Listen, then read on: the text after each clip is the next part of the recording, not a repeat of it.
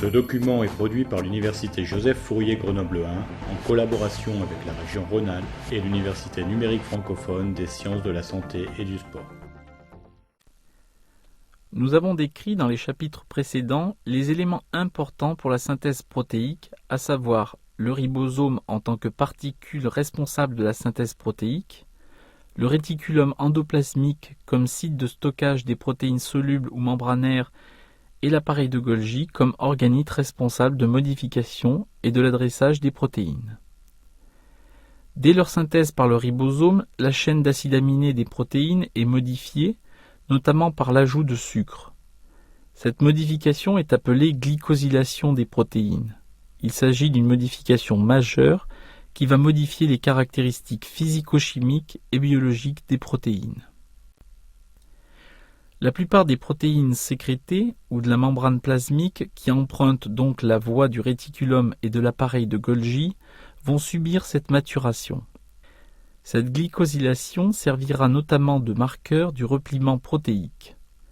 Elle permettra la validation ou au contraire la dégradation des protéines. Cette glycosylation consiste au transfert d'un bloc précurseur comportant 14 sucres sur une fonction amine d'une chaîne latérale. On parlera de glycosylation N-liée ou asparagine liée.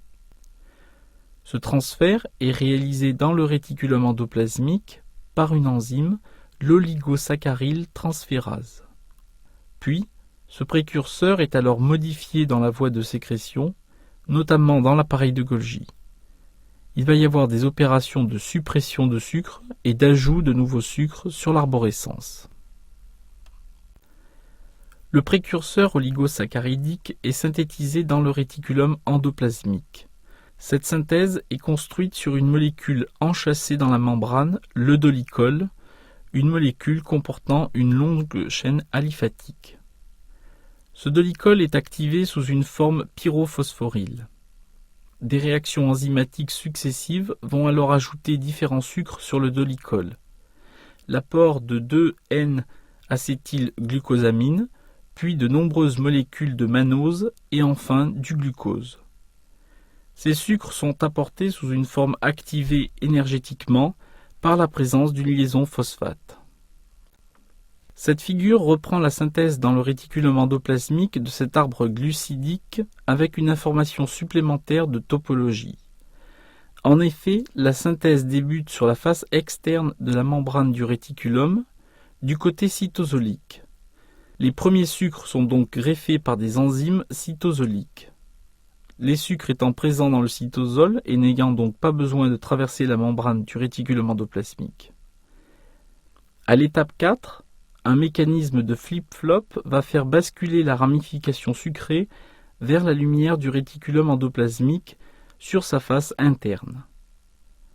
Les ajouts suivants de sucre seront donc réalisés par des enzymes présentes dans le réticulum endoplasmique. Par contre, les substrats, le mannose et le glucose, seront apportés par le même mécanisme de flip-flop. Ils sont préalablement chargés sur le dolicol du côté cytosolique. La molécule bascule alors vers la lumière du réticulum et permet le transfert du sucre sur la ramification de mannose déjà présent sur la première molécule de dolicol. Ceci est illustré par les réactions 5 et 6 sur ce schéma. On aboutit ainsi à la formation d'un précurseur complet du côté interne de la membrane du réticulum.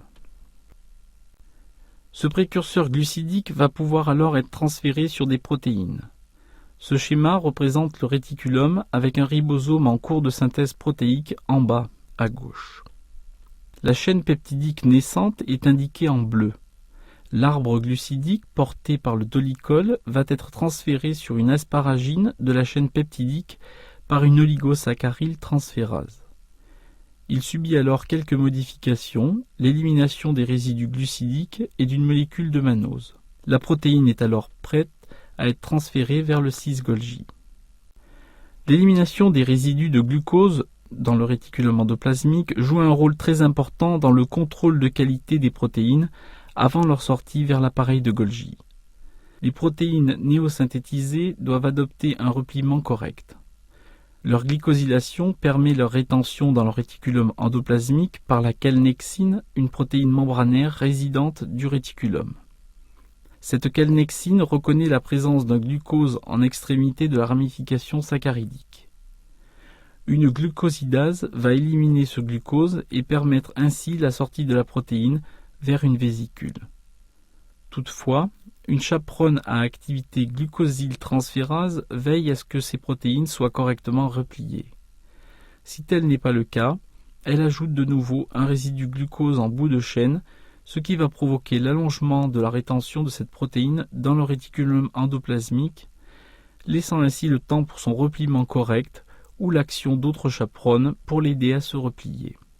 Toutefois, certaines protéines n'arrivent pas à se replier correctement. Elles sont alors renvoyées vers le cytosol par l'intermédiaire du pore aqueux Sec61 qui peut fonctionner dans l'autre sens.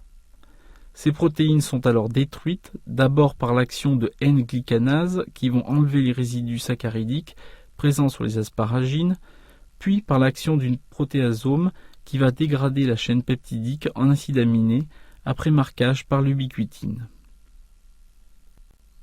Les protéines portant cette première glycosylation vont alors gagner l'appareil de Golgi par l'intermédiaire de vésicules. Elles vont subir alors d'autres modifications post-traductionnelles, soit sur l'arborescence de sucre déjà présente, soit sur d'autres acides aminés avec d'autres types de modifications. Les protéines peuvent subir des clivages additionnels des précurseurs polypeptidiques. Il s'agit d'une maturation de la protéine qui passe d'une forme proprotéine vers la forme active.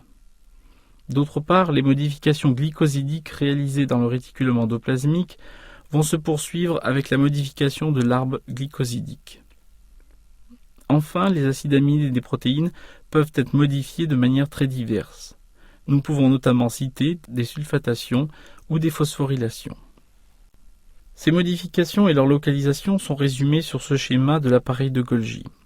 Du côté cis-Golgi, les premières modifications seront la phosphorylation d'oligosaccharides impliqués dans l'adressage des protéines vers le lysosome. Puis, des résidus mannose sont éliminés avant l'ajout de nouveaux sucres, le N-acétylglucosamine, le galactose et l'acide N-acétylneuraminique. Enfin, des modifications de type sulfatation des tyrosines et des sucres peuvent être réalisées du côté du trans-Golgi network. Ces modifications de l'arbre glucidique dans l'appareil de Golgi sont indiquées sur ce schéma de manière plus détaillée. L'étape 1 correspond aux modifications de l'arbre glucidique dans le réticulum endoplasmique. Au cours de l'étape 2, dans l'appareil de Golgi, des résidus mannose sont éliminés par l'action de mannosidase. Au cours de l'étape 3, il y a ajout de N-acétylglucosamine par l'enzyme N-acétylglucosamine transférase. À l'étape 4, de nouveau, des résidus mannose sont éliminés par un deuxième type d'enzyme de type mannosidase 2. Enfin, à l'étape 5, 3 sucres différents sont rajoutés sur l'arbre glucidique. Il s'agit de N-acétylglucosamine, de galactose et de N-acétylneuraminique acide. Je terminerai ce cours par un marquage particulier qui est réalisé dans l'appareil de Golgi pour les protéines qui seront ciblées vers le lysosome. Il s'agit d'un ajout de mannose 6-phosphate. Ce mannose 6-phosphate est synthétisé en 2 étapes. Il s'agit du marquage d'un mannose par un phosphate en position 6 par 2 enzymes différentes, la phosphotransférase et la phosphodiestérase. Ce marquage des protéines par le mannose 6-phosphate permettra leur reconnaissance par un système protéique cargo particulier qui les dirigera vers le lysosome. Nous avons donc vu au cours de cet enseignement les différents types de modifications post-traductionnelles et principalement les modifications de type glycosylation que peuvent subir les protéines dans le réticulum endoplasmique et dans l'appareil de Golgi.